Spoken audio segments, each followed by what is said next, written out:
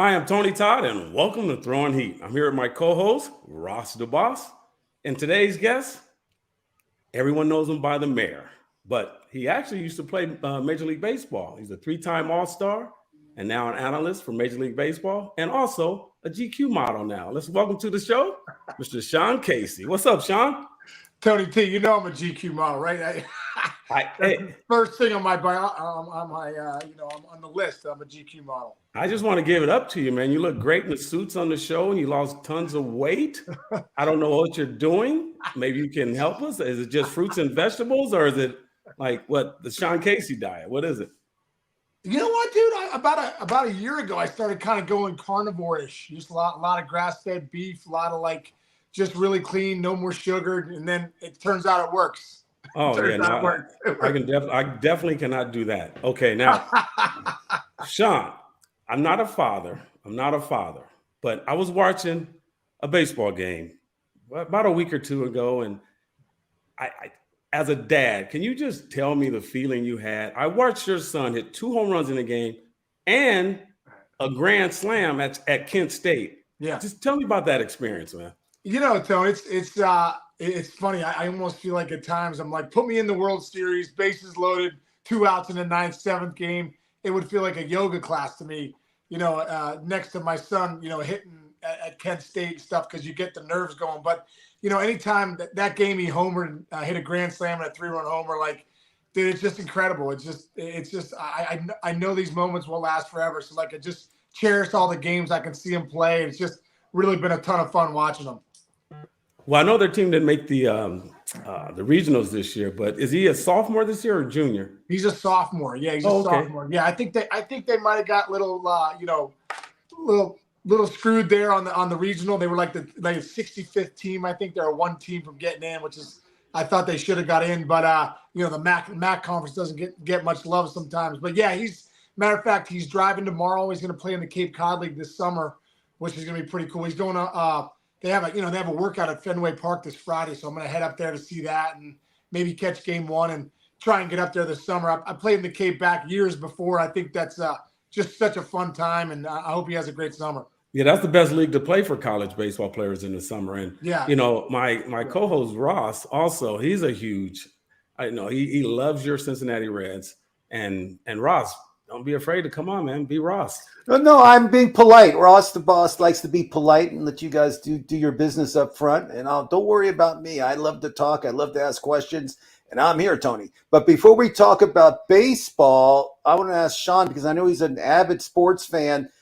The Heat and Nuggets last night. Did you watch the game? Do you have who's your pick to win that series? You know what? I watched a little bit of it. I didn't. Who did win? I didn't see who won, but I know the Heat won. It's 1-1 now. The Heat came out hot, and I was like, "Wow!" Are they? Took that big lead, then Jokic, came out, and turns out he's pretty good. And then the Nuggets came back, and then I didn't see who won. Dude, I love the fact that the Heat's the 8th seed, and that they're Jimmy Butler is just one of those guys, man. He's a winning player, makes everybody better around him. Even to see Kevin Love out there. And Lowry, they have some really good pieces. And I just love, I think for me, I live here in Pittsburgh, so we don't have an NBA team, but I do love to see great, playoff basketball. And it's 1-1 going back to Miami. I think hopefully it's just a great series. But do you have a hockey? We got the 8th seed with the Florida Panthers battling, they're battling Vegas right now in the Stanley Cup. I mean, there's a lot of sports going. We'll talk baseball. But I don't know if you're a hockey guy, but for me, this is like the prom for me. This is unbelievable. No, this is for all of us. Really, I really only follow hockey if the Pittsburgh Penguins are involved and Sidney Crosby and those guys. And I don't even think they made the postseason this year for the first time in 17 years or something like that. But listen, this is a great time of year. You got the hockey playoffs, the basketball playoffs. And then you got baseball going in full effect. You're right, Ross. This is a great time of year, brother. So Casey, look, we have you on for like 30 seconds already. We have a fan. His name is Austin Kleska. Actually, he's a big-time YouTuber with like 8 million followers. He has a question for you. His question is Sean, who was your role model in baseball growing up? Oh, man, I had a few of them. A guy that I just had on my podcast the other day was Will the Thrill Clark. Man, he was the reason I wanted to play Major League Baseball. He was had all that. We didn't have the same phones that they have now. Back in the day, you had to actually like go to Sports Illustrated, cut out the articles. I had him all over my room, had his poster. So Will the Thrill was a guy that I just really look up to. Loved the way he played the game, how hard he played it, his intensity, and that he's who I really wanted to be. A couple other guys I love was Mattingly. I just loved Don Mattingly and the way he could swing like the left-handed hitting first baseman.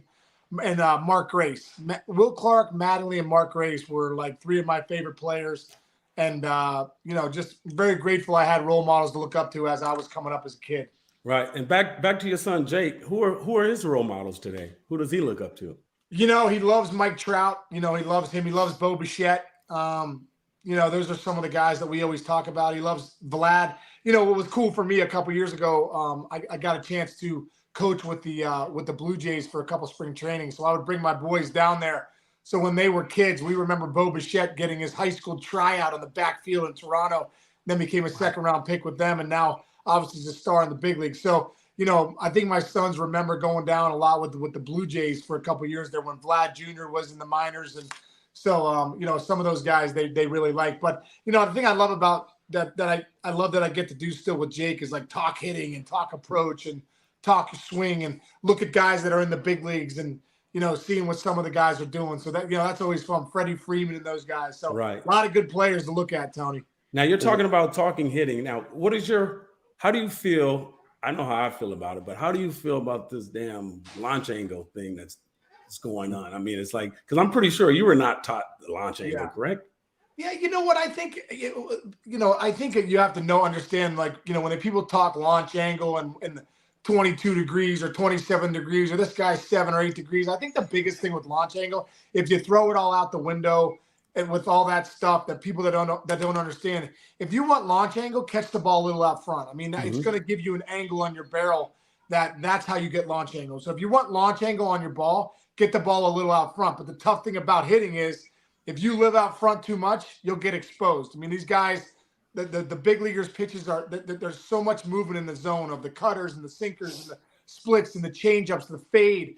So if you start to live out front too much, you won't hit in the big league. So the bottom line is I always say, like, a lot of times is hunt the fastball, try and drive in the opposite field gap, and anything that's spinning, that's hanging, the slider, the curveball, the changeup, those are the ones you're going to end up getting launch angle on that you pull just a little out front or a tick in front of a fastball. So launch angle is nothing more than where you catch the baseball. If you catch it out front, it's gonna go up. Got it. And we're 2/3 done with this. We're a third done with the season. We have 2/3 to go.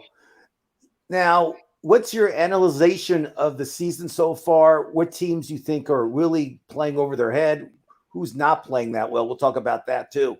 But what teams are you excited about that are just showing you like, wow, they have no payroll, but these guys are really hitting the ball? I mean, I could tell you two that come to my mind quickly, but I want to hear it from you, Sean. Well, I'd say the one that pops, the Rays are obviously one of the ones that we talk about with the lower payroll, and they come out the gates on fire. They're still playing good baseball. I think the Orioles, for me, when I look at that team and how well they are, how balanced they are, a good mix of veteran guys and a lot of good young talent with Rushman and, Gunnar Henderson and those guys. I really like the Orioles, Cano in the back end of the pen. They have, and if you're playing in the AL East, I mean, you really have to have a good team. I mean, you have to be built for 162, and the O's are kind of not a surprise team, but it's good to see them up there, second in that AL East with how good that division is. The Pirates have been a surprise team for me, the Pittsburgh Pirates. I mean, I live here in Pittsburgh, but they're 31-27. And for me, when I look at them, you think, are they going to fade? Well, McCutcheon's really, really done well. Reynolds has done well. Castro, they lost O'Neill Cruz early, and I think people were worried about that. But turns out that Mitch Keller's is a top of the line starter, and Bednar out there in the bullpen is one of the best closers. So that's a team I like. The Cardinals in that division are a team that I think that's just been baffling so far. They really started off slow.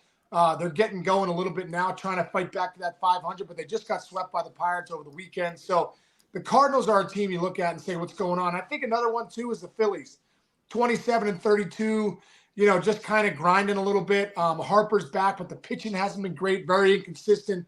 Schwarber's scuffled a little bit. Trey Turner's not gotten out the gates too hot. So that's the team that surprises me too, that they're where they're at. His own mother booed him recently at a game. Yeah. And actually he did home run in that game, so he brought his mom down.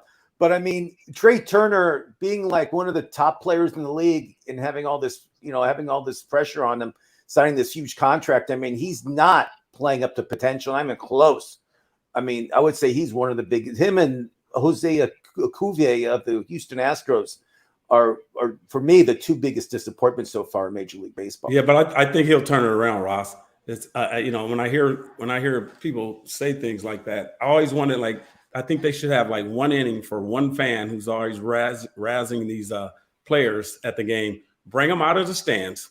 Let them bat against someone. I got the bat, Tony. I got the bat. 90 plus. So we're going to put you up the bat against, like, I don't care what pitcher it is. And then let's see how you think after that. and Sean, you were speaking about the Cardinals earlier. I'm a big Jordan Walker fan, and I was very impressed. He started the season, a 13-game hitting streak, I believe, 13 or 14-game hitting streak. And why would the Cardinals have the audacity to put the kid back in the minor leagues? Let him struggle. He's 20 years old. He can play this game. He was hitting 275, 280 when they dropped him down. Yeah. Why do you think that is? It's an arbitration free agent thing. Yeah. I think they started to realize we're scuffling out the gates. We got Jordan Walker, whose clock's ticking now because he's up here at 6 years. He's going to be a free agent. Yeah. If we can make up some excuse because he was hitting really well, if you make up some excuse to send him down, then we can bring him back up, and then his clock starts later. I think that's, at the end of the day, that's the bottom line. Well, listen, I'm a big Jordan Walker fan, and I've watched him play during the beginning of the season. And I think it was fielding. His outfielding was horrible, guys. He was not fielding the ball correctly in the outfield. I'm not an outfielder. I'm a first baseman like Casey is. And it's basically, it was his fielding, and they had to send him down to get his fielding correct because he was naturally a third baseman. Right. And his outfielding skills were not major league level. They really weren't. And that's the reason they sent him down. I tend to I love the guy. I don't, but Ross, I think they said that they sent him down because they're like, we want to get him, we want him to get the ball in the air more. He's hitting too many ground balls, so we're going to send him down. Whether it was the outfield or whether they said he was going to send him down because the launch angle or whatever, like Tony was talking about, I just think the reasons weren't good. And now, talking about young studs, and I want to get your opinion on this because, of course, he plays for my Cincinnati Reds. There's this young number one prospect that Tony and I both know who he is. We both saw him play in spring training, Tony. Eli De La Cruz. And this guy, 6'5", velocity, the ball flies when he hits the ball. And, I mean, the Reds really want to bring this kid up, and they're kind of waiting a little bit. But what's your opinion about him? Have you seen him play? I saw him play in spring training, and I was pretty impressed with the kid. Yeah, I've just seen a lot of videos of him. Reminds me of O'Neill Cruz here with the Pirates. And I mean, good arm. Tool-wise, he's got incredible tools. He, hits the ball with some of the best exit velocity in all of baseball, Major League Baseball included. Has a can of an arm, can fly. I think the one thing about the Reds, I mean, they have this other kid, Abbott at AAA, who's dominating. They just brought up McLean. They got some studs coming. I think, they've done Nick Kral's done a good job there on some of the trades and development that they've had, in that, we talk about the rotation. I think they're going to be doing well for years to come with the Reds with some of these guys that are coming up. But you're right. De La Cruz, this guy's the real deal. And I heard they have a great lefty in their system, in the minor league system. I forget his name. But I was reading about them maybe 3 weeks ago, and they said they have a lefty that's maybe Ross will know the guy's name. Do you know who that is, Ross? I know Kevin Abbott, who he just mentioned. He's a lefty. Is that who it is? Yeah, he starts today. Who it is. It's Kevin Abbott. Yeah. Okay. Kevin Abbott starts today for Cincinnati, Sean and Tony. He got called up? He called up. He's starting today against great. Milwaukee. He's starting against Milwaukee. Hopefully the Reds don't get swept. We'll see, we'll see what happens. But yeah, he's starting today, which I'm excited about. But this guy's like strikeout to walk ratio is like off the charts. I mean, this guy's the real deal. I'm excited to watch him pitch tonight. Well, let's hope so. So, Sean, we have another question for you from same guy, Austin Kleska. YouTube phenom. He wants to know, what was your favorite stadium to hit in when you played? My favorite stadium to hit in was probably Petco Park. No, not Petco Park. AT&T out there in San Fran.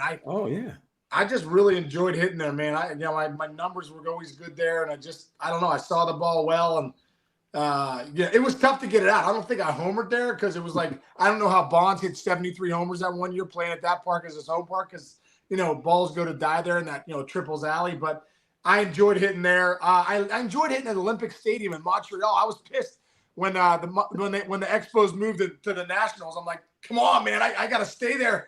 That's at least 12 hits a year if I can get back there every year. I've been to that stadium. They demolished it. It's not even there anymore in Montreal. It's gone. See ya. Oh man, no way. I hope baseball gets back to Montreal at some point. We have another question. There's other cities that come first, but I hope it does. But I don't have much faith in that one. We have another question from Uncle Ted Talks. Great name, buddy. What pitcher did you hate facing the most? Oh man, there was a lot of them.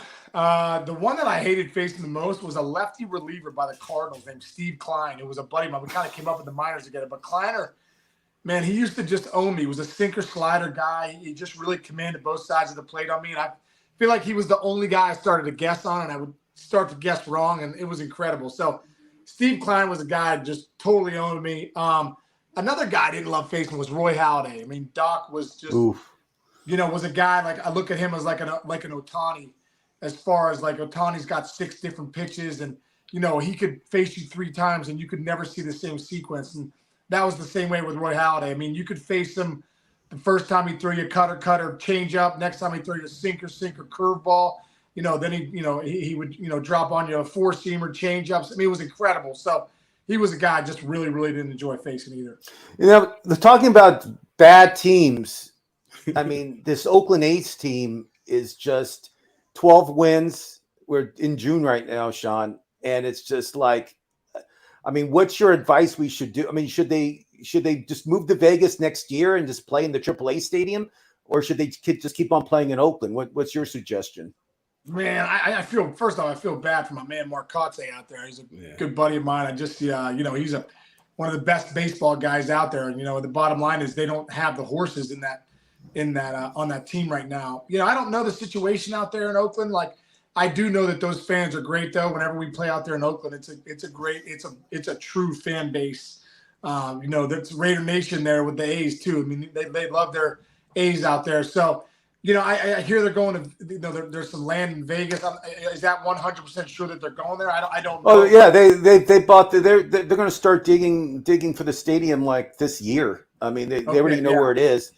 And it's a done deal, I believe, Tony, right? Is it done? I think you and I can help him, Ross. We can just get in a game. I think, we can I just feel bad because I think they have some, I think Rooker's a good player. I think they have some really Seth Brown I like a lot. I mean, they have a lot of good talent on the team, but they just, like you said, they don't have the horses. They don't have the starting pitching. Their starting ERA's over 6, which is I never heard before. That's the reason. Yeah. And it's just, and them moving to Vegas now, there's no incentive for anybody to go to games. I mean, there really isn't. You know what I mean? Yeah. I mean, think about it. If you're a fan of the A's and they're moving and they're not winning games, why would you spend $50 to park and spend X amount of dollars for tickets? It's not a fun time. But I think it'll turn around, in due time. Because Billy Owens is a good baseball-minded guy, and he's doing all he can to help the organization.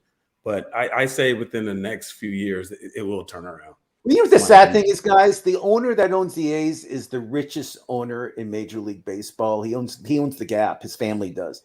And he's not spending a nickel on anything. Well, no, that's not true, because you said he owns the Gap, right? And we spoke with Sean earlier, and he said they just offered him a Gap modeling job, right? I never got that memo. Oh, it's coming. It's coming, bro. It's coming. But I used to love going to spring training and going to the A's. They always took care of me there. So I'm an A's fan just because of that, because I knew Vuk, the guy that was in charge of all the equipment, Vuk, who's been there for like 50 years. He just retired. And I'm friendly with those guys. And it's just, for me, it's a tough pill to swallow just because I root for the A's. You know, when they had Chapman and they had Olsen on the team, I was there and Tony was with me. Yeah. And it was a great time. And now it's just hard for me to see them to just lose almost every series. They've lost like almost every series this year. You know, it's a really tough pill for me to swallow this year, guys. I'm sorry. Well, I tell you what, from a player standpoint of view, you know, I remember when I got traded over to the Cincinnati Reds from the Indians in '97. The Indians were the best team in baseball, and I was going over to the Reds. You know, at the time in '98, weren't, you know, a great team. They were kind of rebuilding, and I just remember as a player, a young player, you know, you go to a team and you have a chance to play every day in a situation where maybe you're not that good, you're not going to win that many games, but you're able to establish yourself and get the at-bats that you need. And that's why I look at that kid like Brent Rooker, who's got a chance to, you know, has been kind of bumped up and down with, you know, a couple teams, Twins, Padres. He now goes to the A's, gets a chance to play every day, and now he's putting up some numbers and getting his career going. Now, Sean, in today's game, which pitcher would you least want to face right now? There's a ton of them, but probably Shohei Ohtani looks like a guy that would not be fun with that split finger and, you know, 101 to the slider, the sweeper, whatever he throws. I mean, because this guy's making up pitches out there. So I think that would be, you know, facing him would be a tough at bat. There's a few guys, though. I think, you know, that Cano looks like he's got great stuff in Baltimore. You know, there's a lot of good pitchers out there. So Spencer Strider for the Braves. Spencer Strider for the Braves to me has the most explosive stuff right now. I mean, that guy is just, I mean, great stuff. I mean, the guy has like 10 to 12 strikeouts every start. I mean, he's that good, Tony. He is. He is. He's good. But I mean, right now, if you were to pick the best National League team, who is it, Sean? Oh, the best National League team is probably well, that's a good question. I'd say Atlanta. Braves, yeah, of course. Yeah, I'd say Atlanta to me. I mean, obviously the Dodgers are good. They always are. But I'd say Atlanta, if I was a betting man, you know, Atlanta's a team I just think is built for this, for the 162. They got the star power in that lineup, especially with a guy like Acuna, who's one of the best in the game right now. So the Braves are a team for me. I think they're the best team. Are you surprised the Diamondbacks are tied with the Dodgers right now? You know what? I'm not super surprised because they're good, man. I mean, Kelly and Gallen at the top of that rotation are both studs. Corbin Carroll's going to be a star. They got some guys that can swing. Christian Walker's come out the gates, you know, nice. So I always knew they had a good team. I didn't know they would be this good right now, Ross, but I did think they would definitely be well over 500 this year. So what do you think? What do you think about the new changes in baseball, the rules? I love it, man. Yeah. I love it. I think, you know, the other day, you know, I was watching the Pirate game, Pirates Cardinals. I think it was 2 hours and 14 minutes. Just Rich Hill just throwing these, you know, Ephus curveballs up there, and you know the game was quick. I love how guys are in and out.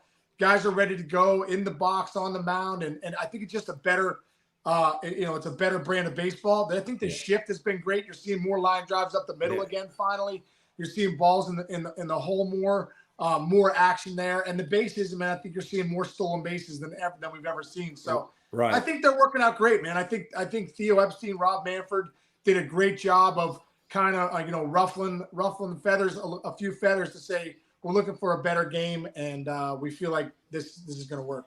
And we get to really see how great athletes these guys are because, you know, before, I can stand in a certain position, the ball's hit right to me. But now you get to see the infielders, they have to actually make a play and show their athleticism. Yeah. Sean, do you think the shift would have, then players not shifting when you batted would made it easier for you to get hits, or did it affect you at all having the shift? Ross, I was such like a line-to-line guy. Like if you started shifting on me, you'd have to shift back because a lot of balls I hit were the left side. So you know, eventually you'd have to shift back. So you know, but there are. I mean, at the end of the day, I mean, you know, if you're when the shift was prevalent in the last few years, you know, those pitchers are also taught to pitch middle in to make sure those guys are hitting it into the shift. So you know, when people say, "Hey, just punch it the other way," like that's. You can't do that. It's not. Well, you know what Tony and I always say is like when they used to shift all the way to like right field, and there was nobody at third base, Tony and I would always say, like, practice bunting. You know what I mean? Practice the bunt down third. Tony, it drives us crazy. I mean, Tony, why don't you talk about it? How players don't bunt anymore like they used to when you and I were growing up. I just feel I have no ego. I mean, you're judged on your stats, correct? You know, your stats, and if there's no one at third base, I can just turn around and just push the ball.